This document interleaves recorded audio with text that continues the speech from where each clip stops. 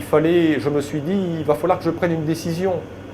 Est-ce que c'est oui? Est-ce que c'est non? Et je suis parti courir, et donc je courais en ville, à la Grande Motte, et après je prenais une grande partie de la plage. Et je me souviendrai toujours ce jour-là, toute la journée, machallah, le ciel était bleu, il n'y avait pas de nuages. Et le soir, c'était la même chose. Et je courais sur la plage et je pensais, j'étais angoissé. Et d'un seul coup, je ne sais pas pourquoi, j'ai regardé vers le ciel en courant. Il y avait la lune qui reflétait sur la mer, c'était très beau. Et j'ai vu un nuage, un seul nuage au-dessus de moi. Je n'ai pas prêté attention. J'ai continué à courir. Et puis j'ai continué à penser.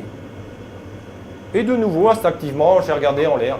Et là, la surprise, c'est que le nuage était toujours là. Moi qui viens de l'agriculture, j'ai passé des journées et des journées. Je me suis dit, mais un nuage, ça bouge. Il y a du vent. Pourquoi il est toujours là? C'est bizarre. J'ai continué à courir. Et après, j'ai de nouveau regardé. J'étais toujours sur la plage, je courais beaucoup. Hein. Le nuage était toujours là. Alors là, je me suis arrêté, net. Et j'ai regardé le nuage. Et j'ai vu le nuage se transformer. Je l'ai expliqué après à mon épouse et à un ami qui est docteur en je ne sais plus quoi, Saïd. Et j'ai expliqué, ils m'ont demandé comment était le nuage. J'ai expliqué, le nuage, il était comme ça, comme ça, comme ça, et je ne sais pas quoi.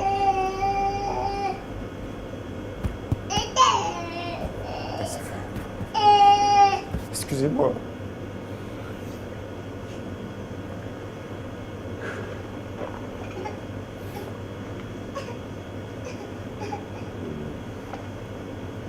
Voilà, je peux continuer. Moi, sinon, il n'y a pas trop. Et là, ils m'ont expliqué que c'était le signe d'Allah. J'ai dit, ah bon, comment il est le signe d'Allah? Donc, ils m'ont expliqué, ils m'ont montré, et je l'ai vu, et j'ai dit, oui, c'est exactement ça que j'ai vu. Alors, j'ai continué à courir, et à ce moment-là, j'ai senti un apaisement. Et dans l'apaisement, il y a un message qui m'a passé et qui m'a dit, fais confiance. Ça a été quelque chose de très fort dans ma vie. Je ne suis pas un homme qui pleure facilement, mais ça a été vraiment très fort ce jour-là. Et là, j'ai continué, j'ai fini de courir, j'étais en paix. Et puis le lendemain, j'ai appelé Lamia et je lui ai dit, je suis d'accord pour qu'on fasse notre vie ensemble. Voilà. Et depuis, je fais la prière, je me suis converti. C'est l'imam de l'Apayad, l'imam Ratabi, qui prêche en arabe et en français, qui a été mon témoin de mariage. C'est lui qui m'a converti. On a fait le mariage civil, ensuite on a fait le mariage le jour même à la mosquée. Après, mon épouse, elle voulait tout de suite un enfant. J'ai dit oui, je suis d'accord.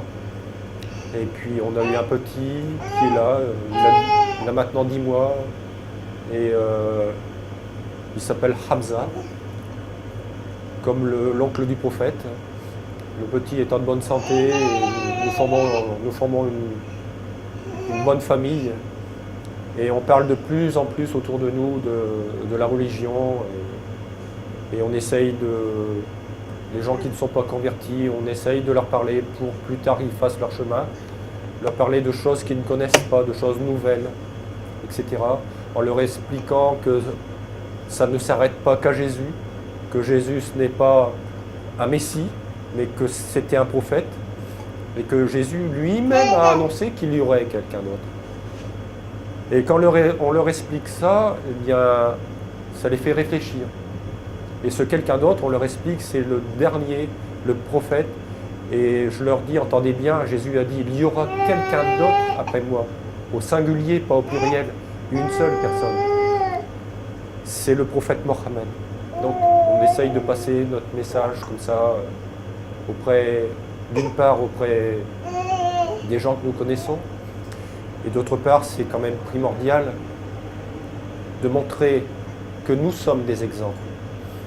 Nous sommes gentils, nous aidons, on ne frappe pas, on ne vole pas, on n'insulte pas, on ne boit pas, on ne fume pas.